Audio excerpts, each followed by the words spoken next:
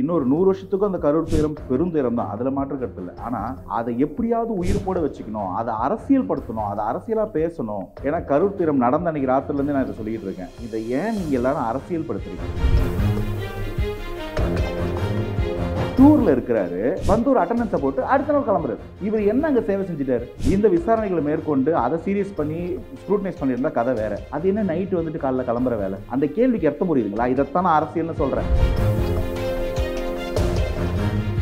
அந்த காலில் விழுந்தார் அப்படின்ற அந்த தகவல் வருது இல்லையா? இப்போ இது வெளியில எங்கேயோ நியூஸா வேண்டாம், நம்ம இதை பப்ளிசிட்டிக்கு யூஸ் பண்ணிக்க வேண்டாம்னு நினைக்கிற தாவேக்கா அந்த மக்கள் கிட்ட சொல்ல வேணான்னு கூட சொல்லியிருக்கலாம்ல. பட் இதை சொல்லுங்கன்னு சொல்லி இது ஒரு சிம்பத்தியா வாக்குகளாக அறுவடை செய்ய பார்க்குதான்னு ஒரு விமர்சனம் வைக்கிறாங்க.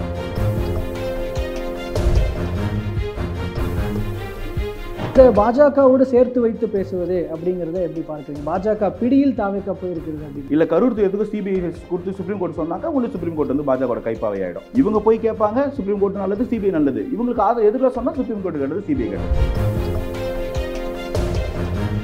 இப்படியே ஆட்சியை கழிச்சிட்டு அடுத்த எலெக்ஷனுக்கு போயிடலான்னு பாக்குறீங்களா? எஸ்ஓபி சீக்கிரம் வரணும். 10 days டைம் கொடுக்குறாங்க. 10 days டைம் கொடுக்குறாங்க. அப்போ நீங்க ஒரு மாசமா என்ன கிழிச்சிக்கிட்டு நீங்க கேட்குறீங்களா? விஜய் என்ன கிழிச்சிக்கிட்டு இருக்காரு? ஒட்டுமொத்த அரசாங்க எந்திரமா என்ன கிழிச்சிக்கிட்டு? தாவேக்கா காணாமல் போவதற்கான வாய்ப்பு கூட இருக்குது. திமுக ஜெயிச்சதுன்னா சொல்லிட்டே போட்டோம். இது அதிமுகலையும் சொல்றாங்க. நான் சொல்லட்டுமா? அதாவது தாவேக்கா அச்சுறுத்தி எல்லாம் கூப்பிடாதீங்க. ஒன்றும் வந்து குழந்தைங்க இல்லை. ஐயோ அங்கே போவத பூச்சி கொச்சிடும் இங்கே ஓடிவான்னு சொல்லி தூக்கி வச்சுக்கிறதுக்கு தாவேக்கா ஒன்றும் குழந்தை இல்லை.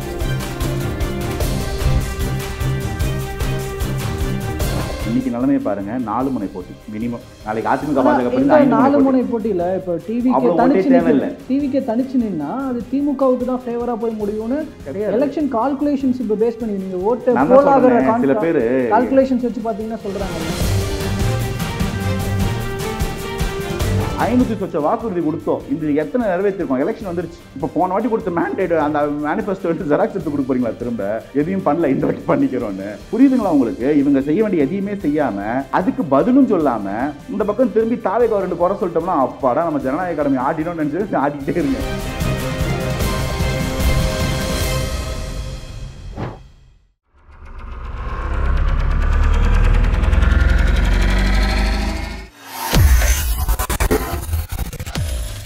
வேலை வேண்டுமா? ப்ளூ ஓஷன் இருக்கிறது. 10th 12th டிப்ளமோ டிகிரி படித்தவர்களுக்கு உணவு, தங்குமிடம், இஎஸ்ஐ, பிஎஃப் இன்சூரன்ஸ் உள்ளிட்ட சலுகைகளுடன் அனுபவத்திற்கேற்ற நல்ல சம்பளம் 15,000 முதல் 30,000 வரை. பெண்களுக்கு முன்னுரிமை. 2,000க்கும் மேற்பட்ட வேலை வாய்ப்புகள் உள்ளன. இப்போதே தொடர்பு கொள்ளுங்கள். Blue ocean.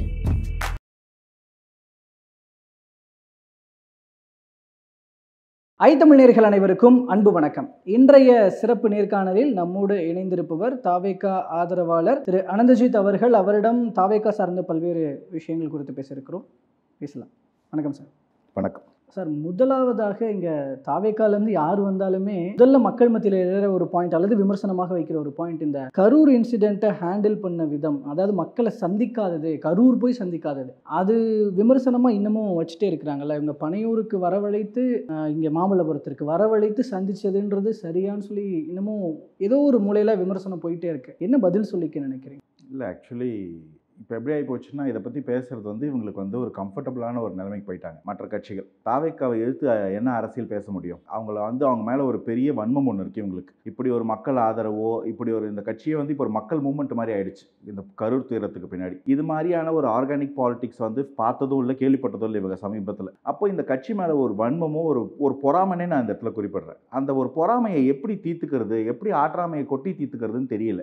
ஸோ கரூர் துயரத்தை இன்னொரு 100 வருஷத்துக்கும் அந்த கரூர் துயரம் பெருந்துயரம் தான், அதில் மாற்று கருத்து இல்லை. ஆனால் அதை எப்படியாவது உயிர்ப்போட வச்சுக்கணும், அதை அரசியல் படுத்தணும், அதை அரசியலாக பேசணும். ஏன்னா கரூர் துயரம் நடந்த அன்னைக்கு ராத்திரிலேருந்து நான் இதை சொல்லிட்டு இருக்கேன். இதை ஏன் நீங்கள் எல்லாரும் அரசியல் படுத்துறீங்க? இதில் இருக்கிற அனுதாபத்தை ஏன் நீங்கள் திருடிக்க பார்க்குறீங்க? இதில் என்ன ஒரு பெரும் விஷயம்னா, யாரெல்லாம் இதை ட்ரை பண்ணாங்களோ அவங்களெல்லாம் அம்பலப்பட்டு போனாங்க. இந்த கரூர் துயரத்தில் இருக்கக்கூடிய அது ஒரு ஆதரவை நம்ம எடுத்துக்கலாம், அந்த வந்து மக்களுடைய அனுதாபத்தை நம்ம திருடிக்கலாம், இதில் ஒரு அரசியல் பண்ணலான்னு ட்ரை பண்ண ஒவ்வொருத்தரும் அநியாயத்துக்கு தோத்து அநியாயத்துக்கு எக்ஸ்போஸ் ஆனதை நம்ம பார்த்துக்கிட்டு இருக்கோம் இந்த 1 மாத காலமா. அந்த அதர் ஹேண்ட் இதில் வந்து ஒரு பைனரியா, இதில் ஒரு நடுநிலைமையா ஒன்று இருந்து, இதில் இந்த தவறு இருக்கு, இதில் இந்த தவறு இருக்கு, இதுக்கு என்ன ஸ்டெப் எடுத்தாங்க, இதுக்கு என்ன ஸ்டெப் எடுக்கணும்ன்ற ஒரு பேசினவங்க எல்லாரும் இவ்வளோ நாள் விமர்சனத்துக்குள்ளானவங்களும் வந்து இப்போ வந்து மதிக்கப்படுறாங்க இந்த கரூர் துயரத்தில். ஓகேப்பா, இவங்க கொஞ்சம் நியாயமாக தான் பேசுகிறாங்க, ஸ்டாண்டர்டாக தான் இருக்கு இவங்களோட பதில், டபுள் ஸ்டாண்டர்டில் இவங்க போலன்ற விஷயத்தை பார்க்க முடியுது. நான் இன்னார்னு குறிப்பிட்டு பேச விரும்பல, அது உங்களுக்கே தெரியும். ஆனால் அந்த இடத்துல இந்த மாதிரி ஒரு துயரம் நடக்கும்போது அது எப்படி கேபிட்டலைஸ் பண்ணிக்கலாம்னு நினைக்கிறாங்கல்ல, அதை விட என்ன அநாகரிகம் இருக்க முடியும் எனக்கு தெரியல. அவங்களோட நிலைப்பாடு அதுதான், அவங்களுடைய தேவை அது. அரசியல் படுத்திக்கிறதுக்கு, தாவேக்காவை இழிவுபடுத்திக்கிறதுக்கு என்ன வாய்ப்பாக இதை பார்க்குறாங்க, அதனால இதை பண்ணுறாங்க. மற்ற கட்சிகளை பற்றி நான் இதை தான் சொல்லுவேன், அவங்களுக்கு இதில் மக்கள் மேலே அக்கறையோ மக்கள் மேலே அனுதாபமோ எதுவுமே கிடையாது. நீங்கள் இப்போ சொல்லிட்டு இருந்தீங்க மக்கள் மீது அக்கறை எதுவுமே இல்லை அப்படின்னு. பட் இந்த கரூர் இன்சிடென்ட் நடக்கும்போது அவ்வளோ ஒரு ரேபிட் ஆக்ஷன்ஸ்லாம் இருந்துச்சுல்ல, அது மக்கள் மேலே அக்கறை இருந்ததுனால தானே ரேபிட் ஆக்ஷன்ஸ் எடுத்திருக்கிறாங்க கவர்மெண்ட் அப்படின்னு பார்க்கணும். இல்லைங்க, நமக்கு அரசாங்கங்களுக்கு ஒரு கடமை இருக்குது. இந்த அரசாங்கங்கள் இந்த கடமையிலேருந்து வழுவும்போது அந்த கட்சிகள் அந்த ஆட்சி நீடிக்க வேண்டிய அவசியமே இல்லைன்றது நான் சொல்லலை, அதைத்தான் கான்ஸ்டியூஷன் சொல்லுது. அரசியல் சாசன சட்டம் சொல்லக்கூடிய விஷயமே அதுதான். எப்பப்பெல்லாம் கான்ஸ்டியூஷனை ஒரு அரசாங்கம் வயலேட் பண்ணுதோ அந்த ஆட்சியை கலைச்சிடலாம். இது கான்ஸ்டியூஷன்லேயே கொடுக்கப்பட்டிருக்க விதி. இந்த இடத்துல கான்ஸ்டியூஷன் இருக்கிறதுல ரொம்ப முக்கியமான சரத்து என்ன?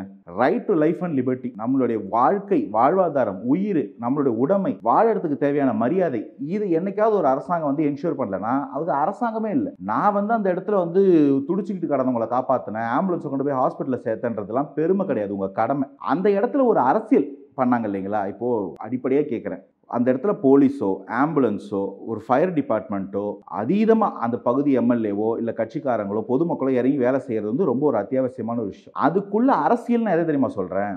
ஒரு பெரிய பிரமுகர், ஒரு துணை முதல்வர் ஸ்டேச்சரில் இருக்க ஒருத்தர் டூரில் இருக்கிறாரு, ஒரு அட்டண்டன்ஸை போட்டு அடுத்த நாள் கிளம்புறாரு. இவர் என்ன அங்கே சேவை செஞ்சுட்டாரு? இந்த கேள்வி உங்களுக்கு புரியுது இல்லையா? சேவைன்னா என்ன? அந்த மக்களோட நிற்கிறது, அந்த மக்களுக்கு ஆறுதல் படுத்துறது, அங்கே என்ன நடக்குதுன்னு ஃபுல்லாக ஓவர்சி பண்ணுறது, ட்ரீட்மெண்ட் பண்ணுறவங்களுக்கு ட்ரீட்மெண்ட் பார்க்குறதா இருக்கட்டும், இல்லை இறந்தவங்களுக்கு ஆறுதல் சொல்கிறதா இருக்கட்டும், இல்லை காம்பன்சேஷன் வழங்குறதா, ஏகப்பட்ட வேலைகள் இருக்குது அங்கே இருக்கு. இதை தவிர அங்கே என்ன நடந்தது, சதி நடந்ததா, எது பிரச்சனையா, உள்ள அவனது கூட்டக்குப்பல வந்தானா, நான் இந்த கட்சிக்காரன் அந்த கட்சிக்காரன் சொல்ல, சமூக விரோதிகள் வந்திருந்தாலும் கூட நம்ம விசாரிக்கணும். இந்த விசாரணைகளை மேற்கொண்டு அதை சீரியஸ் பண்ணி ஸ்க்ரூட்டனைஸ் பண்ணியிருந்தா கதை வேற. அது என்ன நைட்டு காலைல கிளம்புற வேலை? அந்த கேள்விக்கு அர்த்தம் புரியுதுங்களா? இதைத்தான் நான் அரசியல்னு சொல்கிறேன். இங்கே என்ன, நம்ம ஒரு கல்யாணமாக நடத்துது, நம்ம ஒரு ஃபங்க்ஷன் வந்துப்பா, நான் வந்துட்டேன்ப்பா, ஒரு அவசர ஆளர் கிளம்புறேன், அதுவாங்க இது? அப்போ இதைத்தான் அரசியல் மயப்படுத்துறீங்க நீங்கள். இது எப்படியாவது கேபிட்டலைஸ் பண்ணிக்க ட்ரை பண்ணுறீங்க. நான் குற்றச்சாட்டுறது இதைத்தான். வந்தோம், இருந்தோம், அந்த இடத்துல ஃபுல்லாக அவங்க கூட இருந்தோம், துக்கத்தை கடைபிடிச்சோம், மக்களுக்கு ஆறுதலாக இருந்தோன்றவங்க கதை வேற. இது என்ன? இதுக்கு பதிலே சொல்ல முடியாது. கேள்வி என்னன்னா, இதை எவனும் கேள்வி கேட்கல. இதை யாரும் கேள்வி கேட்டா வருத்தப்பட்டுருவாங்க எஜமான்கள். இல்லை இந்த ஆக்ஷன்ஸை நீங்கள் இப்படி பார்க்குறீங்க அப்படின்னா, நான் இன்னொரு ஆக்ஷன் இந்த சைடு பார்க்கறது சொல்கிறேன். இப்போ இந்த மகாபலிபுரத்தில் சந்திப்பு நடந்தது, ஒவ்வொரு குடும்பத்தையும் தனிப்பட்ட முறையில் சந்திச்சது, அவங்களுக்கு அவங்க ஆதரவு தெரிவித்தது, சம்திங் அவங்களுக்கு ஒரு ஆதரவான வார்த்தைகள் பேசினது, இதெல்லாம் ஒரு பக்கம் நடக்குது. ஓகே, அந்த காலில் விழுந்தார் அப்படின்ற அந்த தகவல் வருது இல்லையா? இப்போது இது வெளியில் எங்கேயும் நியூஸாக வேண்டாம், நம்ம இதை பப்ளிசிட்டிக்கு யூஸ் பண்ணிக்க வேண்டான்னு நினைக்கிற தாவேக்கா எந்த ப்ரெஸ் மீடியா எதையும் அலோவ் பண்ணல. ஈவன் கூட யாருமே இல்லை அப்படின்னு, ஒரு அசிஸ்டன்ட் மாதிரி இருக்கிறவங்க கூட யாரும் இல்லை அப்படின்றது தான் மக்கள் சொல்கிறாங்க இல்லையா? அப்படி இருக்கிற தாவேக்கா இந்த காலில் விழுந்தாங்கன்றதை மட்டும் அந்த மக்கள்கிட்ட சொல்ல வேணான்னு கூட சொல்லியிருக்கலாம்ல. பட் இதை சொல்லுங்கன்னு சொல்லி இது ஒரு சிம்பத்தியாக வாக்குகளாக அறுவடை செய்ய பார்க்குதான்னு ஒரு விமர்சனம் வைக்கிறாங்கல்ல. நீங்க தெரிய வேணான்னு முடிவு பண்ணிட்டீங்கன்னா காலில் விழுந்ததும் தெரிய வேணான்னு முடிவு பண்ணிருக்கலாம். அது சொல்லியிருந்தா மக்களும் சொல்ல போறதில்லை. ஆனா அதை அழுத்தமா சொல்ல வைக்கிறீங்கன்னா, இல்ல அதை சொல்லக்கூடாதுன்னு தடை விதிக்காம இருக்கிறீங்கன்னா, அதை எப்படி எடுக்கிறது? நீங்க இதை வாக்குகளாக அறுவடை பண்ணிக்க தாவேக்கா பிளான் பண்ணதான். நான் சொல்றேன், மனிதர்களையும் சரி நம்ம ஊடகங்களையும் சரி நீங்க முழுசா புரிஞ்சுக்கிட்டீங்களான்னு எனக்கு தெரியல. எனக்கு ஒரு புரிதல் இருக்கு, நான் உங்க புரிதலை குறைய சொல்லல. இந்த விமர்சனத்தை கேள்வியா கேட்கிறேன். மக்களுடைய புரிதல் தெரியுது எனக்கு. நான் மக்களோடக்கே அந்த நீங்க சொல்லக்கூடிய விமர்சனங்களுக்கே பதில் சொல்றேன். நான் உங்களை தனிப்பட்ட முறையில் சொல்றேன். இந்த கேள்வி கேட்கறவங்களுக்கு அதுல ஒரு பார்வை தெளிவு இல்லையா, இல்ல அந்த இடத்த பார்க்காம கடந்து போறாங்களான்னு தெரியல. பட் சொல்ல வேண்டிய கடமை எனக்கு இருக்கு. நான் சொல்றேன், இதுக்கு முன்னாடி அவர் வீடியோ காலில் பேசியிருந்தார். அவங்களுக்கு ஆர்டிஜிஎஸ்ல அமௌண்ட் ட்ரான்ஸ்ஃபர் பண்ணியிருந்தாங்க. இதை எதையுமே கூட அவங்க பிரஸ் மீட் கொடுக்கல, வெளியில சொல்லல. விஜய் சார் வந்தாரு, இல்ல வீடியோ காலில் பேசினாரு, இல்ல விஜய் சார் டீம் ஆர்டிஜிஎஸ் பண்ணாங்கன்றதையும் மக்கள் போய் எந்த ஒரு ஊடகத்திலையும் பிரஸ் கான்ஃபரன்ஸ் வச்சு சொல்லல. இப்போ 20 லட்சம் ரூபாய் வேணான்னு ஒரு பெண்மணி சொன்னாங்க இல்லையா, அவங்கள ஒரு பிரஸ் அட்ரஸ் பண்ணி கேட்குறாங்க, அவங்க பிரஸ்ல சொல்றாங்க எனக்கு இது வேண்டாம்னு சொல்றாங்க. அது ஒரு புரியுது. ஆனா மீதி இருக்கக்கூடிய அந்த எல்லாருமே நடந்த இந்த 2 விஷயத்தையும் பிரஸ்ல சொல்லல. ஆனா அது பிரஸ்ல வந்தது. எப்படி நினைக்கிறீங்க? பிரஸ் அங்க போய் நின்று என்ன நடந்துச்சு, வந்தாரா, வீடியோ காலில் பேசினாரா, பார்த்தீங்களா, என்ன சொன்னார் கேட்கும்போது நீங்கள் நினைக்கிறீங்களா எல்லாரும் மீடியா அட்ரஸ் பண்ணுற அளவுக்கு ஒரு ஸ்போக்ஸ் பர்சன் எபிலிட்டியில் இருப்பாங்க? ஒரு துயரத்தில் இருக்கிறவங்க பொதுமக்கள் நடந்ததை உண்மையை பேசுறதுல அவங்களுக்கு எந்த தயக்கமும் இருக்க வேண்டிய அவசியம் இல்லை. உண்மையை பேசலாம் இல்லைங்களா? தவறும் இதை பேசுறது அவங்களுடைய உரிமை, அவங்களுடைய ஃப்ரீவில். அதை நீ பேசுன்னு சொல்றது யாருக்குமே உரிமை கிடையாது. அவங்களுடைய ரைட் டு ஸ்பீச்ங்கிறது அவங்களுடைய ஃபண்டமெண்டல் ரைட். அதை தடுக்கிறதுக்கு தாவேக்கா யாரு, ஆளுங்கட்சி யாரு, இல்லை போலீஸ் யாரு, இல்லை மீடியா யாரு, யாருக்கும் அந்த உரிமை கிடையாது. தாவேக்கா ஒன்று பண்ணாங்க, நீங்கள் இன்னைக்கு இதை பண்ணல. நீங்கள் அஜித்குமார் திருபுவனம் அஜித்குமார் அவர்கள் மரணத்துலேயும் பண்ணாங்க, போகும்போது சொல்லலை. ஒரு வீடு சர்ப்ரைஸாக போய் பார்த்துட்டாங்க, அங்கேயும் ஒரு உதவி செஞ்சார். அப்போவும் அது கேமராவில் தெரியாமல் செஞ்சார். அதையும் கேமரா கவர் பண்ணாங்க, கவர் பண்ண முடியல. அஜித்குமார் அவர்களை சகோதரர்கிட்ட கேட்டு தான் அந்த விஷயத்தை அவங்க பெற்றாங்க. அதே போல் இங்கேயும் வர வச்சு இங்கே ப்ரெஸ்ஸை பார்க்க வேண்டாம், இது நமக்குள்ள நம்ம வந்து ஒருத்தருக்கு ஒருத்தர் ஆறுதல் பண்ணிக்கிறோம்னு சொல்லி பேசின பிறகு அவங்க வீட்டுக்கு போன பிறகு ப்ரெஸ் கான்ஃபரன்ஸ் கோயில் வாசலில் நம்ம இந்த ஹாஸ்பிட்டல் வாசலில் நடந்துச்சு, இல்லை அந்த ரிசார்ட் வாசலில் நடந்துச்சா? அவங்க வீடுகளில் தான் நடந்துச்சு. அப்போ விரட்டி சென்று அங்கே இருக்கக்கூடிய லோக்கல் மீடியா அவங்களை ப்ரெஸ் பைட் எடுக்கிறாங்க. அங்கே என்ன நடந்துச்சுன்னு கேட்கும்போது எனக்கு நல்லா தெரியுங்க ஒரு ப்ரெஸ் பைட் எப்படி ஒர்க் ஆகும், அதுவும் பொதுமக்கள்கிட்ட எப்படி பேசுவாங்கன்னு. 20 நிமிஷம் 25 நிமிஷம் ஒருத்தரை பேச வச்சு இந்த 2 நிமிஷம் பைட்டா வந்திருக்கும். அப்போ நடந்ததுன்னு கேட்கும்போது அவங்க சொல்றாங்க, அவங்க ஒன்றும் மாற்றி சொல்லலை, நடக்காத சொல்லலை, விஜய் சார் சொல்ல சொன்னான்னு சொல்லலை, இதுதாங்க நடந்ததாங்க. அவர் கண்ணு கலங்கினாரு, அவர் பெரும் துயரத்தில் இருக்காரு, அவர் எங்களை தேத்த ட்ரை பண்ணாரு, ஆனால் கடைசியில் அவர் தான் எங்களோட நொறுங்கி இருக்காரு. இந்த உண்மையை மக்கள் உண்மையா பார்த்ததை சொல்றாங்க. இது எவ்வளவு பெரிய அச்சத்தை ஏற்படுத்துது பாருங்க நீங்க சொல்லக்கூடிய அந்த ஆட்களுக்கு. இன்னும் நீங்க சொல்லவே இல்லைன்னு சொல்லிட்டீங்க. அவர் சொல்லியிருந்தா சொல்ல வேண்டிய இடம் வேற. அதை வந்து பப்ளிசிட்டி பண்ணுறதுக்கோ நானே உங்களை ரொம்ப யதார்த்தமாக கேட்குறேன், அந்த ரிசார்ட்டில் அந்த இடத்துல அந்த ஈவெண்ட் நடத்துறது தாவேக்கா வந்து அந்த இடத்துல ஒரு கேமரா வச்சிருக்கணும்னா அது யாரும் ஒன்றும் சொல்ல போகிறது இல்லை. ஒரு சேஃப்டி பர்பஸ் எல்லாத்தையும் டாக்குமெண்ட் பண்ண வேண்டியது எல்லா கட்சிகளோட பொறுப்பு. அந்த ஒரு கட்சி ஈவெண்ட்டாக கூட பார்க்காம இது தனிப்பட்ட ஒரு குடும்ப துயரமாக பார்த்ததுனால தான் அதை கூட டாக்குமெண்ட் பண்ணல. அதை டாக்குமெண்ட் பண்ணியிருந்தா அதை சொல்லியிருப்பாங்கல்ல, கேமரா இருந்துச்சு. நீங்கள் நினைக்கலாம் வெளியே ப்ரெஸ் விட்டிங்கன்னா ஒரு வேளை யாரோ ஒருத்தர் கோவப்பட்டு கத்திட்டா அது லீக் ஆகிடும்னு. தாவேக்கா அதை டாக்குமெண்ட் பண்ணல. ஏன்னா இங்கே டாக்குமெண்ட் பண்ண வேண்டியது மக்கள் மனதுக்குள்ள இருக்கிற துயரத்தை சரி பண்றோம், நம்மளாம் தொடர்ந்து ஒன்னா இருக்க போறோம்ன்ற விஷயத்தை பதிவு பண்ணணும். இதை வந்து ஒரு கேமரால பதிவு பண்ண வேணான்றது ஒரு தலைவருக்கு ஒரு தெளிவு இருக்கு. நீங்க நடிகர் கிரிட்டிசைஸ் பண்ணீங்களா, அவருக்கு அந்த தெளிவு இருக்கு.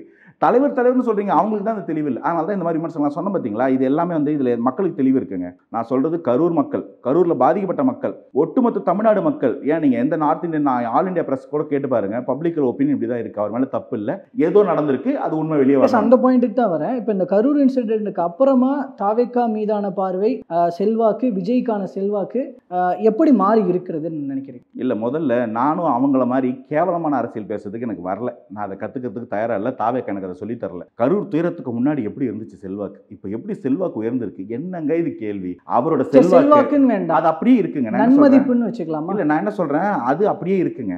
அது எங்கேயுமே வந்து மாறலை. அவர் மேலே மக்களுக்கு கோபம் இல்லைன்றது மட்டும்தான் இங்கே வந்து டேக் அவே. அதுக்கு என்ன அர்த்தம் நான் சொல்கிறேன்னா, மக்களுக்கு புரிதல் இருக்கு, இவர் மேலே இந்த தப்பும் இல்லை, இங்கே ஏதோ ஒரு தப்பு நடந்திருக்கு, காலம் பதில் சொல்லும், நீதி வெல்லும். இது எல்லார்கிட்டையும் நான் ஒரு 8 வயசு குழந்தைகிட்ட, என் ஃப்ரெண்டோட குழந்தைகிட்ட பேசினாலும் அது இதே தெளிவாக சொல்லுது. ஒரு 65 வயசு அம்மா கிட்ட பேசினாலும் இதே தெளிவாக சொல்கிறாங்க. ஒரு 45 வயசு ஃப்ரெண்டு கிட்ட கேட்டாலும் அவர் அதே பதில் சொல்கிறார். ஸோ இந்த தெளிவு அக்ராஸ் பிளாட்ஃபார்ம்ஸ், ஏஜ் ஃபேக்டர்லேருந்து ஒருத்தருடைய வந்து சமூக பார்வையிலேருந்து எல்லார்கிட்டையும் இந்த ஒரு காமனான பதில் இருக்குது. இது யார் ஒருத்தர் சொல்லி கொடுத்து ஒரு நரேட்டிவ் ஃபிக்ஸ் பண்ணி இதை வர வச்சிட முடியாதுன்னு நம்புறீங்க இல்லையா? தவிரவும் அந்த 16 நாளில் செட் பண்ணப்பட்ட நரேட்டிவ் என்ன, எப்படி உருண்டு நீங்கள் எல்லாம் வந்து மீடியாவில் உட்காந்து ட்ரையல் பண்ணிட்டு இருந்தாங்க, அதை தாண்டி இது மக்கள் வருதுன்னா, இதைத்தான் நான் காலங்காலமாக சொல்லிக்கிட்டு இருக்கேன். மக்கள் சக்தி, மக்கள் மனசாட்சி, இந்த டெமோக்ராட்டிக் கன்சைன்ஸ்னு ஒன்று இருக்குது. அந்த டெமோக்ராட்டிக் கன்சைன்ஸ் இங்கே ஆக்டிவாக இருக்குது. அதனால் இதில் வந்து வாட்டு அரசியல் பார்க்காதீங்க. உங்கள் எவனுக்கும் நீங்கள் எல்லாரும் ஊன்னு கத்துனீங்களே, உங்கள் ஒருத்தனையாவது மக்கள், எல்லா கட்சிக்காரனும் சேர்க்குற ஒருத்தனையாவது மக்கள், ஐயோ ரொம்ப கதறானே, கொஞ்சம் ஆதரவு தெரிவிப்போம், வார்த்தைக்காச்சும் நீங்கள் அரசியல் பண்ணுறீங்கன்னு மக்களுக்கு தெரியுது.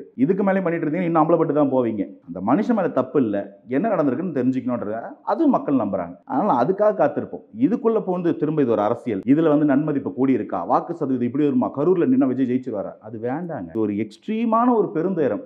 அந்த பெருந்துயரத்துலேருந்து மீண்டு வர தாவேக்காவும் அந்த மக்களும் எத்தனைக்கிறாங்க. ஒட்டுமொத்த தமிழக மக்கள், உங்களுக்கு வழி இல்லையா, எனக்கு வழி இருக்குங்க. அப்போ நம்ம எல்லாரும் அதை மீண்டு வரணும், அந்த குடும்பங்களை சரி பண்ணணும், இது மாதிரி ஒன்று நடக்காமல் கடந்து போகணும், சரி பண்ணணும். எனக்கு இவ்வளோதாங்க கரூர்லேருந்து டேக்அவே. இதை நான் அரசியல் பார்வையோடு மிக்ஸ் பண்ணி பார்க்கறதாவே இல்லை. தயவுசெய்து யாரும் பார்க்காதீங்கன்னு நான் வேண்டுகோளாக வைக்கிறேன். ஓகே, ஆனால் இருந்தாலும் இந்த விமர்சனங்கள், கேள்விகள் அது கேட்கப்பட வேண்டியதாக இருக்குது. அதனால் கேட்குறேன். இப்போ இந்த சிபிஐ விசாரணைக்கு அப்புறமா இன்னொரு விஷயத்தை வைக்கிறாங்க. இப்போ சிபிஐ விசாரணை கொடுக்கப்பட்டதன் வாயிலாக பாஜகவினுடைய பிடிக்குள் தாவேக்கா சென்றிருக்கிறது அப்படிங்கிற ஒரு விஷயத்தை வைக்கிறாங்கல்ல. இப்போவும் கூட அமித்ஷா கிட்ட ஒரு கேள்வி கேட்குறாங்க. கேள்வி கேட்கும்போது கூட்டணி கட்சிகளோடு பேசி முடிவெடுத்து அதெல்லாம் இது பண்ண முடியும் அப்படின்னு சொல்கிறாரு ஒழிய தாவேக்காவை கூட்டணிக்கு அழைக்க மாட்டோம்னு மறுக்கலை. ஸோ இந்த பாஜகவோடு சேர்த்து வைத்து பேசுவது அப்படிங்கிறத எப்படி பார்க்குறீங்க? பாஜக பிடியில் தாவேக்கா போயிருக்கிறது அப்படின்னு. நீங்கள் இதுக்கு முதல்ல இப்படி சொல்லிட்டு ஆரம்பித்தா கரெக்டாக இருக்கும். 2017 குட்கா ஊழல் நடக்கும்போது அன்னைக்கு எதிர்கட்சி தலைவராக இருந்த ஐயா ஸ்டாலின் அவர்கள் போயிட்டு சிபிஐ கேஸ் வாங்கிட்டு வர்றாரு. இங்கே வந்து அன்னைக்கு ஆளும் கட்சியாக இருந்த அஇஅதிமுக மினிஸ்டர்ஸ் மேலே வந்து கரப்ஷன் சார்ஜஸ் வைக்கும்போது சிபிஐக்கு வந்து வேணும், அன்னைக்கு போயிட்டு வந்து கவர்னர் வேணும், அப்புறம் வந்து ஆட்சிக்கு வந்த பிறகு வந்து நாட்டுக்கு கவர்னரும் ஆட்டுக்கு தாடிக்கு எது கேட்டாருன்னு வந்து முழங்குவாங்க. ஆனால் அன்னைக்கு கவர்னர் வேணும். அன்னைக்கு கவர்னர் வந்து ஒரு தேவையில்லா போஸ்ட் கிடையாது, கான்ஸ்டியூஷனல் அத்தாரிட்டியாக மாறிடுவார். இல்லை அதுதானே அரசியல். அதுதான் இது அரசியல். இது கேட்டுக்கிட்ட அரசியல். அரசியல்ன்றது மக்களுக்கு நன்மை செய்யறது, அதிகாரத்தை மறுசீரமைப்பது. இங்கே உட்காந்து நீங்கள் வாக்குக்காகவும் உங்கள் போக்குக்காகவும் நீங்கள் என்ன வேணா பேசுவீங்கன்னா அது அரசியல், கேட்டுக்கிட்ட அரசியல். இது அரசியல் நார்மலைஸ் பண்ணி வச்சுட்டானுங்க. அது அரசியலே இல்லை, நம்பாதீங்க. மக்களுக்கு நல்லது நடக்கணும்னா எதையும் துணிஞ்சு எதிர்க்கிறது தான் அரசியல். இவங்க பண்றது அரசியலே இல்லை. இவங்களுக்கு வந்து இடி கேஸ்ல சுப்ரீம் கோர்ட் இவங்களுக்கு ஆதரவாக சொன்னா சுப்ரீம் கோர்ட் நல்லது. இதே நீங்க வந்து ஆம்ஸ்டாங் அண்ணன் கொலை வழக்குலையோ இல்ல கிட்னி திருட்டுலையோ கிட்னி முறைகேட்டுலையோ இல்ல கரூர் எதுக்கு சிபிஐ கொடுத்து சுப்ரீம் கோர்ட் சொன்னாக்கா உங்களுக்கு சுப்ரீம் கோர்ட் வந்து பாஜக கைப்பாவை ஆயிடும். இவங்க போய் கேட்பாங்க சுப்ரீம் கோர்ட் நல்லது, சிபிஐ நல்லது. இவங்களுக்கு எதிர்க்க சொன்னா சுப்ரீம் கோர்ட் கேட்டது, சிபிஐ கேட்டது. புரியுதுங்களா உங்க டபுள் ஸ்டாண்டர்டு? இங்க வந்து கரூர் விஷயத்திலேயே அந்த எஸ்ஓபி கேட்கும்போது சம்பந்தம் இல்லாம எஸ்ஐடி போட்டு விஜய் சார் கேள்வி கேட்டாங்க. அதை வந்து சுப்ரீம் கோர்ட் கேள்வி கேட்கும்போது வாயை திறக்க மாட்டாங்க. ஆனா ஹைகோர்ட்ல வந்து ஒரு ஆதரவா வந்துச்சுன்னா கை மீன் குதிப்பாங்க. அதே நீங்க ஹைகோர்ட் கேள்வி கேட்டிருக்காங்க, இன்னும் உங்களுக்கு ஒரு எஸ்ஓபி போறதுக்கு எத்தனை மாசம்? இப்படியே ஆட்சி கழிச்சிட்டு அடுத்த எலெக்ஷனுக்கு போயிடலான்னு பாக்குறீங்களா? எஸ்ஓபி சீக்கிரம் வரணும். 10 days டைம் கொடுத்தாங்க. 10 days டைம் கொடுக்குறாங்க. அப்போ நீங்க ஒரு மாசமா என்ன கிழிச்சிக்கிட்டு நீங்க கேக்குறீங்களா விஜய் சார் என்ன கிழிச்சிக்கிட்டு இருக்காரு? ஒட்டுமொத்த அரசாங்கம் என்ன கிழிச்சிக்கிட்டு இருந்து நான் கேட்கல, சாமி கோர்ட்டு கேட்குது. அப்போ உங்களோட டபுள் ஸ்டாண்டர்ட் புரியுதுங்களா? இவங்க இதே மாதிரி தான் பண்ணிட்டு இருப்பாங்க. தவறும் தாவேகா சிபிஐ கேட்கவே இல்லைங்க. தாவேகா கேட்டது சுப்ரீம் கோர்ட் சூப்பர்விஷன்ல ஒரு investigation. Supreme court CBI choose பண்றாங்க, எனக்கு அதை இன்வெஸ்டிகேட் பண்ணி ரிப்போர்ட் கொடுங்கன்னு. அது தவறா போயிடக்கூடாதுன்றதுக்காக கிராஸ் வெரிஃபை பண்றதுக்கு 2 IPS officer Tamil Nadu cadre, but Tamil Nadu home ஸ்டேட்டா இல்லாத 2 பேர் எடுத்து 2 ஐஜி கேடருக்கு ஐபிஎஸ் ஆஃபீஸர் ஓவர்சி பண்ண சொல்றாங்க. இவங்க ரிப்போர்ட்டை வாங்கி சூப்பர்வைஸ் பண்ணி கொடுக்க சொல்றது retired 3 judges, supreme court judges. இது எல்லா ரிப்போர்ட்டையும் வாங்கி மாசம் சப்மிட் பண்ண சொல்றாங்க. இதை விட எனக்கு எப்படி ஒரு ப்ரோபு தெளிவா நடக்கும்னு தெரியல. இதுதான் இவங்க டபுள் ஸ்டாண்டா இருக்கு. இவங்க இப்படியே தான் பண்ணிட்டு இருப்பாங்க. இதை தான் சொல்றேன், இவங்க அரசியல் தான் பண்றாங்க. இவங்களுக்கு என்ன ஒரு பயனா, பர்டிகுலரா திமுக சொல்றேன், தாவேக்கா இந்த ஒரு கூட்டணிக்கு போயிடக்கூடாது. ஏன்னா அவங்களுக்கு வந்து தாவேக்காவுடைய மக்கள் சக்தி என்னன்றது நம்மளை விட, இன்ஃபேக்ட் தாவேக்காவோடவே நிறைய புரிஞ்சு வச்சிருப்பாங்க அவங்க இன்டெலிஜென்ஸ் சக்தியில. இப்படி ஒரு வாக்கு வங்கி இருக்கும்போது இந்த வாக்கு வங்கி கூட ஒரு கேட்டலிஸ்ட். நான் இன்னைக்கு சொல்றேன், ரெஜிஸ்டர் பண்றேன் இந்த இடத்துல, தாவேக்கா தான் பிரைம் ஃபோர்ஸ். தாவேக்கா கூட வரக்கூடிய கட்சிகள் தான் கேட்டலிஸ்டா மாறும். தாவேக்கா கேட்டலிஸ்ட் கிடையாது. தாவேக்கா யாரையும் முதல்வராக்க வரல. தமிழகத்துக்கு விஜய் சார் முதல்வராக தான் தாவேக்கா வந்திருக்கு. அவருக்கு ஒரு கேட்டலிஸ்ட் யாரா செயல்பட்டு ஒரு ஹியூமாங்கஸ் நம்பர் அடிச்சிட போறாங்கன்ற ஒரு பயத்துல தான் தாவேக்காக்கு கூட்டணி அமையக்கூடாதுன்றது தான் இன்னைக்கு இல்லை 1.5 வருஷமாவே திமுகவின் ஒரே அஜெண்டா. எப்ப பார்த்தாலும் பார்த்துட்டாங்க அப்ப சொல்லுவாங்க தெரியுமா, ஒரு காமெடியா மீம் கூட நான் இன்னொன்னு சொல்றாங்க, இங்க டிஎம்கேவை நீங்க எதிர்க்கணும், இன்னும் சொல்ல போனா 2026க்கு அப்புறமும் இன்னும் லாங் டர்ம் ஸ்டாண்டர்டா நிக்கணும்னா இந்த சைடு ஏதோ ஒரு சப்போர்ட் உங்களுக்கு தேவைன்றாங்கல்ல. அதைத்தான் இங்க பாஜகவையோ இங்க அதிமுகவையோ, பாஜக கூட விடுங்க, அதிமுகவை கை காட்டுறாங்க. இப்போ ஒரு துணை இருந்துச்சுன்னா நீங்க திமுக இன்னும் வலுவா எதிர்க்க முடியும்னு சொல்றாங்களே. கரெக்ட். இல்லாட்டி 2026க்கு அப்புறம் தாவேக்கா காணாமல் போவதற்கான வாய்ப்பு கூட இருக்குது திமுக ஜெயிச்சதுன்னா. சொல்லிட்டே போட்டோம். இது அதிமுகலையும் சொல்றாங்க. நான் சொல்லட்டுமா, அதாவது தாவேக்காவை எப்படியாச்சும் பயமுறுத்தியாவது அரவணைச்சுக்கணும்னு அதிமுக ட்ரை பண்றாங்க. இந்த இடத்துல அதிமுக கரூர் விஷயத்துல ரொம்ப நடுநிலையா இருந்தாங்க, நான் அதை மதிக்கிறேன். அந்த மரியாதையை நான் விட்டு கொடுக்க மாட்டேன். ஆனா when you come back to politics, electoral politics வரும்போது தாவேக்காவை அச்சுறுத்தி எல்லாம் கூப்பிடாதீங்க. ஒன்னும் வந்து குழந்தைங்க இல்ல, ஐயோ அங்க போவத பூச்சி கொச்சிடும் இங்க ஓடிவான்னு சொல்லி தூக்கி வச்சுக்கிறதுக்கு தாவேக்கா ஒன்றும் குழந்தை இல்லை. தெளிவான ஒரு அரசியல் பார்வை கொண்ட ஒரு இளமையான கட்சி. அந்த கட்சிக்கு தெளிவான ஒரு பார்வை இருக்கு. இன்னைக்கு அதை காமிச்சு அவங்க பேர் பூச்சாண்டி பிடிச்சிட்டு போயிடுவான்னு சொல்ற மாதிரி இருக்கு. கம்பேரிட்டிவ்லி அதிமுக பெரிய கட்சியோட கம்பேர் பண்ணா தாவேக்கா குழந்தை தானே. நான் சொல்றேன் 1972ல இப்படிதான் ஒருத்தர் கட்சி ஆரம்பிச்சார். அன்னைக்கு இதே தான் சொன்னாங்க, காங்கிரஸ் வந்துடணும், ஜனதா கூட உட்காந்துடணும்னு. 4 முனை போட்டியில தனியா அடிச்சு ஓட விட்டாரு.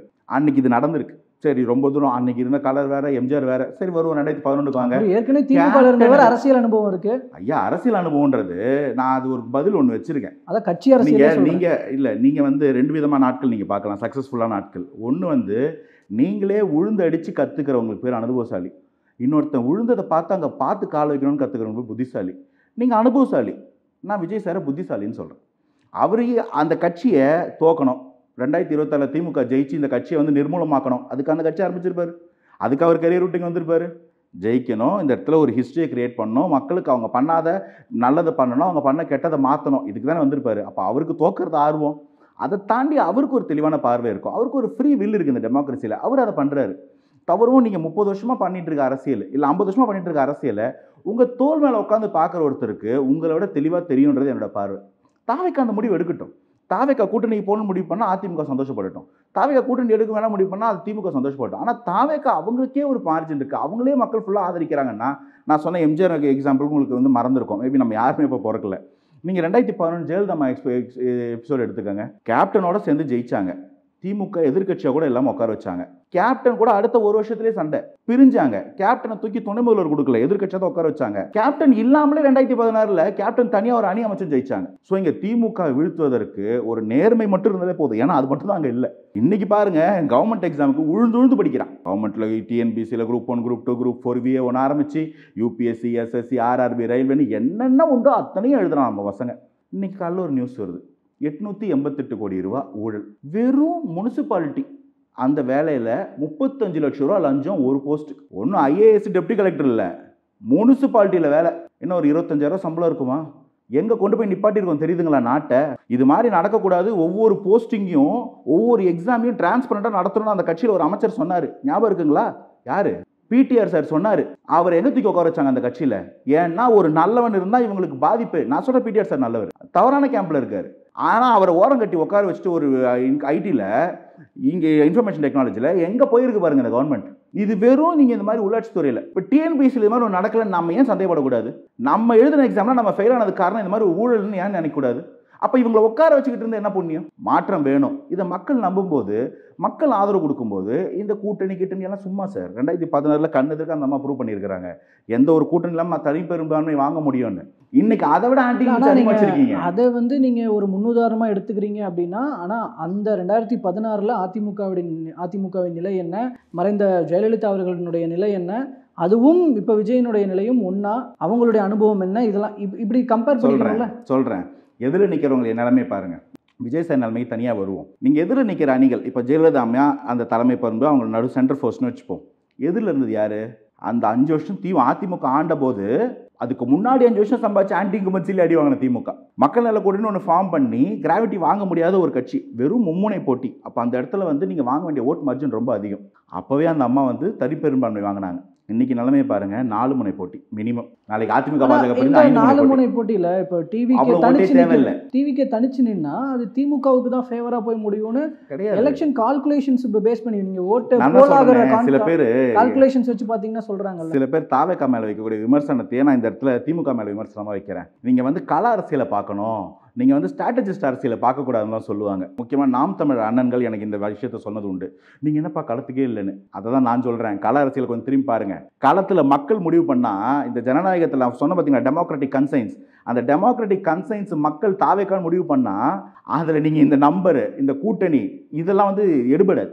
அன்னைக்கு மும்முனை போட்டியிலேயே, அதுவும் மும்முனையில் 2வது முனை 3வது முனை ரொம்ப weak. That was just AIADMK versus DMK. அப்போ 51% ஓட்டு வாங்கியிருந்தால் தான் ஜெயிக்க முடியும். அப்போவே அந்த அம்மாவால் அந்த சாதனை பண்ண முடிஞ்சுன்னா, இன்னைக்கு officially it is 4 corner fight. 4 முனை போட்டி தெளிவாக இருக்குது. ஏன்னா தாம் தமிழரை நான் மதிக்கிறேன். அவங்க ஒரு 8% வாங்கியிருக்கக்கூடிய ஒரு ரெகக்னைஸ்டு பார்ட்டி. திமுக கேம்ப்பு, அஇஅதிமுக கேம்ப்பு தனியாக இல்லை யாரும். இப்போ தாவேகா கட்சிக்கு இவங்களை பார்த்தீங்கன்னா பயப்படுறத விட இங்கே 26% வாங்குறவங்க ஜெயிச்சிருவான். அறுதி பெரும்பான்மைன்றது உங்களுடைய ஷேர் +1.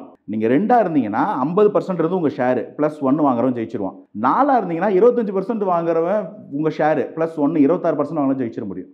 அதில் இன்னும் தாவேகாக்கு கூட்டணி வரலன்ற கற்பனைகள் அவங்க பேசிக்கிட்டு இருக்காங்க. நான் சொல்கிறேன், மார்க் மை வேர்ட்ஸ், இன்னைக்கு இருக்கக்கூடிய பல கூட்டணி கணக்குகள் மாறும். ஜனவரி மாதத்தில் புது கூட்டணிகள் அமையும். யார் யார் வருவாங்கன்னு எதிர்பார்க்குறீங்க? யார் யாருன்னு நான் சொல்ல முடியாது. நான் சொன்னேன்னு வச்சுக்கோங்களேன், வர்ற ஐடியாவில் இருந்தால் கூட அது வரைக்கும் முட்டு கொடுத்து கம்பு சுற்றிக்கிட்டு இருப்பாங்க. நான் கம்பு சுற்றுதுன்னா முதல்வர் நேற்று சுற்றினாரு அந்த கம்பு சொல்லலை, ஜென்ரலாக சொல்கிறேன். கம்பு சுற்றி இல்லைன்னு சொல்லுவாங்க. நான் சொல்ல வருது என்னன்னா, இன்னைக்கு எல்லாரும் அதிருப்தியில் இருக்கிறாங்க. எல்லா கூட்டணியிலும் ரொம்ப ஸ்ட்ராங்கஸ்ட் கேம்ப்னு சொல்கிற திமுகவே எடுத்துப்போமே. திமுகக்கு முன்னாடி யார் இருந்தா, எத்தனை பேர் இருந்தாங்க? இவங்க 10 பேர் இருந்தாங்க கூட்டணியில். 2021 கமல் சார் டிவி எல்லாம் உடைச்சு ரொம்ப ஜபர்தஸ்தா வந்தார். இன்னைக்கு அவரு அங்கே இருக்காரு. அவர் கட்சிக்கு ஒரு 4 சீட்டு கொடுக்க மாட்டீங்களா? அப்போ அந்த 4 சீட்டு இங்கே இருந்தானே போனோம். யாரோ ஒருத்தர் குறையணும். திமுக என்ன சொல்லுது? எங்களுக்கு முன்னாடி விட அதிகமாக சீட்ஸ் வேணும்னு சொல்லுது. காங்கிரஸ் என்ன சொல்லுது? எங்களுக்கு சீட் அதிகமாக வேணும், கூட ஆட்சியிலையும் பங்கு வேணும்னு சொல்லுது. விசிக்கும் அதே சொல்லுது. மதிமுக கட்சியை ரெகனைஸாவது ஆக விடுங்கன்னு சொல்லுது.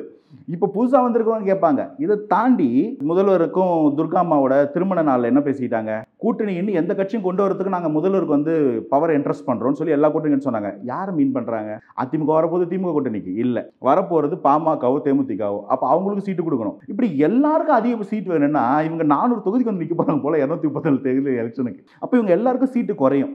சீட்டு குறையுதுன்னா என்ன அர்த்தம்னா, எதுக்கு இங்கே போகணும்? எப்படியும் ஆட்சியில் ஜெயிச்சாலும் பங்கு கொடுக்க மாட்டாங்க. இவங்க 140க்கு மேலே வச்சுக்கிட்டு இருந்தாங்கன்னா இவங்க அறுதி பெரும்பான்மை வாங்க வாய்ப்பு இருக்கும். அப்போவும் நம்மளை தொங்கல் வச்சு இப்போ 5 வருஷம் மாதிரி நம்மளை கொடியை தொட மாட்டாங்க, ஒரு வேங்க வயலுக்கு போராட்டம் பண்ண விட மாட்டாங்கன்னு ஒவ்வொருத்தருக்கும் ஒரு கேள்வி இருக்கும். இன்னைக்கு தாவேக்காவே ப்ரிசைஸாக பேசுகிறாங்க காங்கிரஸ் தலைவர்கள். தாவேக்கா கூட ஏன் கூட்டணி போகக்கூடாது கம்யூனிஸ்டுகளுக்கு தோணாதா? காங்கிரஸ் தலைவர்களுக்கு தோணும் போது கம்யூனிஸ்டுகளுக்கோ விசிகாவுக்கு தோணாதா? தோணும் போது இந்த ஷீட் ஷேரிங்ல பிரச்சனை வந்தாக்க, ஏன்னா இவங்க யார் யார் கூட்டணிக்கு வருவாங்கன்னு கேட்டப்போ அதை எப்படி நான் சொல்றது? நீங்க இப்ப நீங்களே சொல்லிட்டீங்க. இருக்கலாம் சொல்றேன், படிப்படியா நான் என்னன்னு படிப்படியா விசிகா, காங்கிரஸ், கம்யூனிஸ்ட் இப்ப எல்லாரும் அப்படி அப்படியே சொல்லிட்டு வாய்ப்பு இருக்குல்லங்க. இவங்க அவங்கள நடத்துற விதம் அது. எவ்வளவு பெரிய காங்கிரஸை எப்படி வந்து ஒரு செகண்ட் பார்ட்னர் மாதிரி வச்சிருக்காங்க பாருங்க. அது ஒரு ஆல் இண்டியா பார்ட்டிங்க. விசிகா என்ன வார்த்தை சொல்லியிருக்காங்க? 2029 அவங்களோட இலக்கா இருக்கும் இல்லையா காங்கிரஸ்க்கு. அப்ப திமுக தேவைப்படும்ன்ற சிச்சுவேஷன் இருக்கும். யார் உங்களுக்கு திமுக 2029 40 சீட்டு ஜெயிக்க போகுன்னு சொன்னது? தாவேகாவின் வருகைக்கு அப்புறம் 2029 what if it is 30+ for TVK. அன்னைக்கு தாவேகா வேணுமா 10 சீட் ஜெயிக்கிற காங்கிரஸ் திமுக வேணுமா? இப்ப சொல்லுங்க. நீங்க 2020 அன்டெஸ்டட்னு சொல்றீங்க. 26 தேர்தல் அப்படி ஒரு நம்பர் வருது. தாவேகா ஒரு தம்பிங் மெஜாரிட்டில வருது. வரணும்ல வந்து கேக்குறேங்க. இஃப் அண்ட் பட் கேஸ்லயே வச்சுப்போம். ஒருவேளை தாவேகா தான் அந்த வின்னர். அப்போ உங்களுக்கு தாவேக்கா தேவைப்படுமா திமுக தேவைப்படுமா? நீங்க காங்கிரஸா இருந்தே பதில் சொல்லுங்க. அன்னைக்கு தாவேக்கா தானே. அப்போ தெரியாது இல்ல 29 நம்மளை காப்பாற்ற போற அந்த ஆபத் பாண்டவ அநாத ரட்சகன் யாருன்னு இன்னைக்கு காங்கிரஸ்க்கு தெரியாது இல்ல. ஆனா நான் ஒரு கேஸ் சொல்றேன். திமுக வச்சுக்கிட்டு உங்களுக்கு தமிழ்நாட்டை தாண்டி என்ன புண்ணியம்? விஜய் சார் தாவேக்கா கூட போனீங்கன்னா கேரளாவில் ஒரு மார்ஜின் இருக்கு, ஆந்திராவில் ஒரு மார்ஜின் இருக்கு, கர்நாடகாவில் ஒரு பெல்ட் இருக்கு, தெலங்கானா பீகார் வரைக்கும் உங்களுக்கு கேன்வாஸ்க்கு பயன்படும். அதை நம்புறீங்களா? அட்லீஸ்ட் கேரளாவில் ஒரு பெரிய ஃபேக்டர் பிளே பண்ண நம்புறீங்களா? கேரளா தமிழ்நாடு தான் காங்கிரஸோட பிரைம் ஃபேக்டர் நம்புறீங்களா? பாஜக தோக்கடிப்பாங்க நம்புறீங்களா? இப்போ சொல்லுங்க, காங்கிரஸ்க்கு தாவேக்கா பெட்டரா திமுக பெட்டரா? நாட்கள் மாறும், காட்சிகள் மாறும், ஆட்சியும் மாறும். அதைத்தான் நான் நம்புறேன். இன்னைக்கு ஃபேக்டர் வந்து பார்க்காதீங்க. நம்மளோட உயரங்களை விட அவங்க பார்க்குற உயரமும் விஷயமும் ஜாஸ்தி. இப்போ தவறவும் காங்கிரஸில் இருக்க பெரிய லீடர்ஸ்க்கே திமுக மேலே அதிருப்தி இருக்குன்னா நீங்கள் நினைக்கிறீங்களா ராகுல் காந்தி சார் வந்து அப்படியே இல்லைங்க காங்கிரஸ் நான் திமுக ஓட்டு வரமாட்டேன் அப்படியா? உங்க கூட இருந்து 2 எலெக்ஷன் நான் தோத்த தாண்டா மிச்சம் பாஜக கிட்ட. மாத்தலாம் இல்லைங்களா? என்னங்க 2011 திமுக அமைச்சர்கள்லாம் முக்கியமானவர்களாம் தூக்கி திஹார் ஜெயிலில் வச்சவங்க தானே இந்த காங்கிரஸ். 1974 76 வந்து ஆட்சி டிஸ்மிஸ், திமுக ஆட்சியை டிஸ்மிஸ் பண்ணவங்க தானே அந்த காங்கிரஸ். திரும்ப அப்புறம் நேருவின் வாங்கலே வானிலையான ஆட்சி தான் சொல்லி அந்த வெக்கங்கட்ட கூட்டணியில் வைப்பாங்க. அது வேற விஷயம். கேள்வி என்னன்னா, இவங்க ஒன்றும் அப்படியே வந்து பாண்டட்லாம் டுகெதர்லாம் கிடையாது. இவங்க வந்து இவங்க அவங்களை அடிச்சு விட்டுருக்காங்க, அவங்களை அடிச்சு விட்டுருக்காங்க. தமிழகத்துல இருந்து என் ஃபுட்டிங்கை தூக்குனது திமுக தான்ற கோவம் என்னைக்கும் காங்கிரஸ்க்கு இருக்கும். இன்னைக்கு நிலைமை என்னன்னா, காமராஜர் யாராலையுமே வெறுக்க முடியாத ஒரு தலைவர். அவருக்கே நாங்க தான் ஏசியை போட்டு சொன்னா கூட எடுத்து பேச முடிய நிலைமை காங்கிரஸ் இருக்குல்ல. To you think Congress will be so happy about this? இருக்காது. அது வரும், அந்த நாள் வரட்டும். அவங்களுக்கு ஒரு மனசாட்சி இருக்கும், மக்களின் மனசாட்சி அவங்களும் பார்ப்பாங்க. அதெல்லாம் சேர்த்து விஷயங்களை மாற்றும். இன்னைக்கு இருக்கிறத வச்சு நீங்கள் டிசைட் பண்ணாதீங்க. there is time to come. Okay, நிறைவாக ஒரு விஷயம் இன்னைக்கு நடந்த இன்சிடென்ட்டோட முடிச்சிடலாம்னு நினைக்கிறேன். மேபி இது வந்து அவங்க எதிர்கட்சிக்காரங்க சீப்பாக பண்ணுறாங்க அப்படின்னாலும் கூட அந்த கேள்வி கேட்க வேண்டியிருக்கு. தேவர் குரு பூஜை இன்னைக்கு நடக்குது. பட் தாவேக்கா தரப்புலேருந்து ஆனந்த் இவங்க எல்லாமே நேரில் போய் பண்ணியிருக்கிறாங்க. ஓகே தான். விஜய் அவர்கள் வீட்டிலே ஒரு ஃபோட்டோக்கு மாலை போட்டு பண்ணார் அப்படின்றது. ஏன்னா விஜய் அவர்கள் எப்போவுமே பொதுவாகவே இருக்கலாம் ஆரம்பத்தில் இந்த பனையூர் அரசியல், பனையூர் பண்ணையார் அப்படின்னு சொல்லி. இப்போது இதுக்கப்புறம் இந்த கரூர் இன்சிடென்ட்க்கு அப்புறம் ஒவ்வொரு இதையும் நிகழ்வுகளையும் அட்ரஸ் பண்ணுவார், போவார் நேரில். அந்த மாதிரி ஒரு ஒரு எதிர்பார்ப்பு கிளம்பி இருக்கிற சுச்சுவேஷனில் இன்னமும் வீட்டிலே இருந்து ஃபோட்டோக்கு மேலே போட்டு இப்படி பண்ணுறாருல, இது சோஷியல் மீடியாவில் திரும்பவும் ஒரு விமர்சன பொருளாக மாற்றுறாங்க. இது எப்படி, இதுக்கு என்ன பண்ணிக்கலாம்? முதல்ல நான் தேவராயை பற்றி சொல்லிடுறேன். வேற ஒரு சொல்லிட்டு சொல்ல முடியாது. ஏன்னா அவர் எனக்கு வந்து அவர் நிறைய மனசில் கடவுள் மாதிரி இருக்கவர். நீங்கள் வந்து முதல் விஷயம் வந்து காமராஜர் ஐயாவோ தேவர் ஐயாவோ சேகர்நாத் ஐயாவெல்லாம் எடுத்து ஜாதி தலைவராக பார்க்குற ஒரு மனப்பான்மை இருக்குது. நான் வந்து அவங்களெல்லாம் கடவுளாக அப்படி ஒரு பெரிய தலைவர்களாக இந்த தமிழகத்தின் வடிவமைச்ச தலைவர்களாக பார்க்குறேன். தாவேக்கா நிலைப்பாடும் நான் அப்படி தானே புரிஞ்சுக்கிறேன். தேவர் ஐயாவோடது வந்து ஒரு உருவமோ அவர் இருக்கிற இடமோ மட்டும் இல்லை. தேவர் ஐயாவை நீங்கள் நினைக்கிற இடமே கோயில் தான். நீங்கள் மனசால நினச்சி இன்னைக்கு ஐயா தேவர் ஐயாவோட நினைவு நீங்கள் சொன்னால் இந்த இடமே தேவர் ஐயா இருக்கிற இடம் தான். அதனால் போயிட்டு இந்த பார்வை அரசியல், பப்ளிசிட்டி அரசியல் ஒன்று இருக்கு பாருங்க, அதல்ல. தேவர் ஐயாவோட ஆன்மா யாரை நம்பும்? அவர் தமிழக மக்கள் நல்லா இருக்குன்னு நினைப்பாரு. அப்போ ஆப்வியஸா சொல்லுங்க, திமுக அவர் ஆதரிப்பாரு. அவர் அன்னைக்கு திமுக ஆதரிச்சாரா? நீங்க இன்னைக்கு சொல்லுங்க. இன்னைக்கு போலாம், நீங்க போய் தேவர் ஐயாக்கு நீங்க வந்து தங்கவால் சாத்தலாம், கோயில் கட்டலாம், கொம்புலாம், விபூதியை பூசிட்டு வெளில வந்து அழிச்சிட்டு கூட வருவாங்க திமுக காரங்க. என் கேள்வி, அன்னைக்கு ஆதரிச்சாரா தேவர் ஐயா? அப்போ அவங்க லட்சணம் என்ன உங்களுக்கு தெரியுது இல்ல? அதனால தேவர் ஐயாலாம் வந்து கடவுள் மாதிரி. அவரோட ஆன்மா எங்க இருக்குமோ, நல்லவங்களை எப்படி ஆதரிக்குமோ அது தேவர் ஐயாக்கு தெரியும். அவரும் விஜய் சார் பப்ளிக்ல வரும்போது அதை நீங்க என்ன அரசியல் பண்ணுவீங்க தெரியும். இந்த ஒரு விஷயம் தான் கத்திட்டு இருப்பீங்களா? கத்திட்டே இருங்கடா, மக்களுக்கு அது தெளிவு இருக்கு அப்படின்னு சொல்லலாம். இது ஒரு பக்கம் இருக்கட்டும். இதை வச்சு பப்ளிசிட்டி தேடக்கூடாதுன்னு நினைக்கிறாங்க. பண்ணுவாங்க. இல்ல அதான் இப்போ நம்ம தாவேக்கா அந்த பாயிண்ட்ல இல்ல அப்படின்னா, தேவர் அவர்களுடைய சிலைக்கு மாலை போட்டதுக்கு அப்புறம் தேவர் அவர்களுடைய புகழ் வாழ்க ஓங்குக இதெல்லாம் சொல்லுவாங்க. அது நார்மலைஸான விஷயம். அங்க போய் தாவேக்கா வாழ்கன்னு கோஷம் போடுறது எப்படி எடுத்துக்கிறது? இல்ல, நான் வந்து அடிப்படையில் வந்து எல்லா கட்சியிலுமே வந்து ஒரு 2-5% பேருக்கு புரிதல் இல்லாமல் இருக்கும். அவங்களுக்கு வந்து இடம் பொருள் தெரியாது. அவங்கள வந்து நீங்க மெயின் ஸ்ட்ரீமா பார்ட்டியோட நிலைப்பாடை எடுத்துக்கூடாது. இப்போ வந்து திமுக கூட்டணியில் இருக்கிற திமுக கட்சியில் இருக்கிறவனே பணமரத்தில் ஏறான். அப்போ திமுக கேலிபரே தானே. இப்போ விசிகால வந்து பொதுச் செயலாளர் முன்னிலையில் நடக்குது, அதுவும் சேர்ந்து வாழ்கின்றாரு. அமைதிப்படுத்துவாங்க இல்ல, அந்த அமைதிப்படுத்துவாங்க. அந்த இடத்துல வந்து நீங்க வந்து அவங்க வந்து தேவர் திருமங்கனார் வாழ்கன்னு சொல்லி ஒரு வாழ்கர் சொன்னாரா, இல்ல தாவிக் வாழ்கன்னு தெரியாது. அவங்களுக்கு தெரியும் தேவரையாவோட குரு பூஜையில கூட்டம் எப்படி இருக்கும்னு. ஆனால் நம்ம அதை வச்சுட்டுலாம் ஜட்ஜ் பண்ணுவோம். கட்சி நிர்வாகிகள் கட்சியோட அஃபீஷியல் ஸ்டேட்மெண்ட் ஒன்று வந்தோன்னா அதுக்கு பதில் சொல்லலாம். என் கேள்வி என்னன்னா, நீங்க தேவரையாவை போட்டிருக்குங்க, அந்த மரியாதை கொடுங்க, அவரோட குரு பூஜை வணங்குங்க, எல்லாம் கரெக்டு. என் பாயிண்ட் என்னன்னா, கள்ளக்குறிச்சியில் இதே மாதிரி உங்களுடைய மால் கவர்னன்ஸில் மிஸ் அட்மினிஸ்ட்ரேஷனில் வந்து இத்தனை பேர் கள்ளச்சாராயம், தமிழ்நாட்டில் கள்ளச்சாராயம் கேஸ் நீங்கள் கடைசி எப்போ கேள்விப்பட்டீங்க? என் நினைவு தெரிஞ்சு இல்லைங்க. நான் ஒரு 10 வருஷம் 15 வருஷமாக நியூஸ் பார்த்துக்கிட்டு இருக்கிற ஒரு ஆள். என் நினைவில் அப்படி ஒன்று இல்லை. அப்படி ஒன்று கர்மம் நடக்குது. அந்த இடத்துல நீங்கள் காசு கொடுத்து ஆஃப் தான் பண்ணுறீங்க. அந்த இடத்துக்கு முதல்ல நேரில் போல இதுக்கு போகணுமா இல்லையா? அந்த இடத்துல இருக்க அட்மினிஸ்ட்ரேஷன் டிஸ்ட்ரிக்ட் அட்மினிஸ்ட்ரேஷன் கேஸ் போகணுமா இல்லையா? என்ன ஆக்ஷன் எடுத்தீங்க? அதே மாதிரி நீங்கள் கரூரில் நீங்கள் டிஸ்ட்ரிக்ட் அட்மினிஸ்ட்ரேஷன் மேலே என்ன ஆக்ஷன் எடுத்திருக்கீங்க? ஸோ இந்த இடத்துல கேள்வி வந்துகிட்டே இருக்கு பாருங்க. இதுக்கெல்லாம் போக மாட்டாங்க, இதுக்கெல்லாம் பதில் சொல்ல மாட்டாங்க. இவங்களுடைய பெற்றோர்கள் கொண்டாடுவோன்னு ஒரு மீட்டிங்கு டாடா ஏஸ்ல ஏற்றி கொண்டு போவாங்க. அது கொடை சாஞ்சி மரணங்கள் நிகழும். அப்போ இது வந்து ஆறுதல் சொல்கிறதுக்கோ இல்லை நேர்லேயே போயிட்டு உட்கார மாட்டாங்க. கருமம். இப்போ 4 மணிலேருந்து ஒரு காலேஜில் ஏதோ ஃபுட் பாய்சன் ஆகி 400 பசங்க ஹாஸ்பிட்டல் போராடிக்கிட்டு இருக்காங்க. 2-3 பேர் மேலே இறந்துட்டாங்க நியூஸ் வருது. இப்போ எங்கடா போச்சு உங்கள் கண்டிஷன்ஸை ஃபாலோ பண்ணுங்க. நீங்கள் கண்டிஷன்ஸை ஃபாலோ பண்ணி ஒழுங்காக ஜட்ஜ் பண்ணி இறந்துட்டாங்கன்னு சொல்கிற விஷயம் அப்படி எதுவும் நடக்கலைன்னு காவல்துறை விளக்கம். சரிங்க, 400 பேர் ஹாஸ்பிட்டலைஸ்டுன்னு வச்சுக்கோங்க. நான் அதுலேருந்தே கேட்குறேன், நீங்கள் ஒழுங்காக கண்டிஷன்ஸை ஃபாலோ பண்ணி அவங்க எல்லாத்தையுமே நீங்கள் ப்ராப்பராக வந்து ஸ்க்ரூட்டனைஸ் பண்ணி பசங்களுக்கு தண்ணி சரியாக இருக்கா, சாப்பாடு சரியாக இருக்கான்னு பண்ணியிருந்தா அந்த குழந்தைங்களுக்கு இந்த அசோகரம் நடந்திருக்காது இல்லை. நீங்கள் ஒரு இடத்துல போய் நின்று அழுது பர்ஃபார்மன்ஸ் பண்ணுவீங்க, இன்னொரு இடத்துல போய் கேட்க கூட மாட்டீங்கன்னா இதை முதல்ல கேளுங்க. உங்களுக்கு மக்கள் ஒரு மேண்டேட்டை கொடுத்து உட்கார வச்சிருக்காங்க. 500 சொச்ச வாக்குறுதி கொடுத்தோம், இந்த எத்தனை நிறைவேற்றிருக்கோம்? எலெக்ஷன் வந்துருச்சு. இப்போ போன வாட்டி கொடுத்த மேண்டேட் அந்த மேனிஃபெஸ்டோ வந்து ஜெராக்ஸ் எடுத்து கொடுக்க போறீங்களா? திரும்ப எதையும் பண்ணல, இந்த வாட்டி பண்ணிக்கிறோன்னு. இந்த நிலைமையில இருக்கிறவங்க ஆட்சி. இதுல வந்துட்டு இவர் யாருக்கு வணக்கம் வச்சாரு, அவர் யாருக்கு வீட்டுக்கு போனாரு? மக்களை பாருங்க சார், மக்களை எப்பயாவது பாருங்க சார். இன்னும் இந்த 2ஆம் கட்டமாக வந்து மகளிர் உரிமை தொகை எக்ஸ்டெண்ட் பண்ணுறோன்னு சொன்னாங்க. அது வந்து செப்டம்பர் மாதம் பெரியார் பிறந்த நாளைக்கு வரும், இல்லை 30 விழாக்குள்ள வந்துன்னு பார்த்தேன். தீபாவளியே முடிஞ்சு, கிறிஸ்துமஸே வந்துடும் போல இருக்கு. எப்பதான் இவங்க பண்ணுவாங்க? வாக்குறுதிகள் எந்த லட்சத்துல இருக்கு பாருங்க. சொல்றேன் டிசம்பர்ல இருந்து நினைக்கிறேன். என்ன நினைப்பு? அதுதான் சொல்ல, எதுக்கு டிசம்பர்ல இருந்து? 4 மாசத்துக்கு முன்னாடி ஓட்டு எலெக்ஷன் முன்னாடி காசு கொடுக்கறதுக்கும் இந்த 4 மாசம் கொடுத்து என்ன வித்தியாசம் நான் புரிஞ்சுக்கிட்டோம். நீங்க மக்கள் எங்க வச்சிருக்கீங்க பாருங்க. ஒரு 5 மாசம் நீங்க வந்து உரிமை தொகை கொடுத்தா 5 வருஷத்துக்கு முன்னாடி ப்ராமிஸ் பண்ணதை மக்கள் நம்பிடுவாங்களா? இதுதான் நீங்கள் வந்து மகளிரை வந்து மகளிர் வாக்கை வந்து கவர்ற லட்சணமா? புரியுதுங்களா உங்களுக்கு? இவங்க செய்ய வேண்டிய எதையுமே செய்யாமல் அதுக்கு பதிலும் சொல்லாமல் இந்த பக்கம் திரும்பி தாவேக்கு 2 குறை சொல்லிட்டோம்னா அப்பாடா நம்ம ஜனநாயக கடமை ஆடினோம்னு நினச்சி ஆடிக்கிட்டே இருங்க. மக்கள் அவங்கள பார்த்துப்பாங்க, மக்கள் அவங்க பார்த்துக்குவாங்கன்னு நான் சொல்கிறேன். அது தேர்தலில் முடிவாகும். நானும் சொல்லலை, நான் ஒன்றும் ஜோசியக்காரன் இல்லைப்பா தாவேக்கா 160 சீட்டு ஜெயிக்குதுப்பான்னு. பட் நீங்கள் பண்ணுறது சரியில்லை, அதை மக்கள் பார்த்துக்கிட்டு இருக்காங்க. நீங்கள் செட் பண்ணுற இந்த மீடியா நரேட்டிவ்லாம் செல்லுபடி ஆகாது. அதுக்கு கரூர் மேட்டரே உங்களுக்கு எக்ஸாம்பிள். இன்னும் நீங்கள் கரூரை பிடிச்சிக்கிட்டே தொங்கிட்டு இருப்பீங்க. இன்னொரு 3 மாதம் பேசிகிட்டே இருங்க. தாவேக்கா மக்களை சந்திக்க போகிறாங்க, அங்கேருந்து மாற்றம் வரும். உங்களுக்கும் அது தெரியும். இப்படியே ஓட்டிடலாம், பூனை கண்ணை முடிச்சுன்னா உலகம் இருண்டுன்னு நினச்சிங்கன்னா தாராளமாக இருண்டுக்கிட்டோம். எலெக்ஷனில் உங்கள் எதிர்காலம் இருண்டுக்கும், பார்த்துக்கோங்க. பொறுத்திருந்து பார்க்கலாம். நடக்கும் நிகழ்வுகள் குறித்து தொடர்ந்து பேசலாம். தற்போது வரைக்கும் பல்வேறு தகவல்களையும் கருத்துக்களை பகிர்ந்து கொண்டமைக்கு நன்றி. Thanks for having.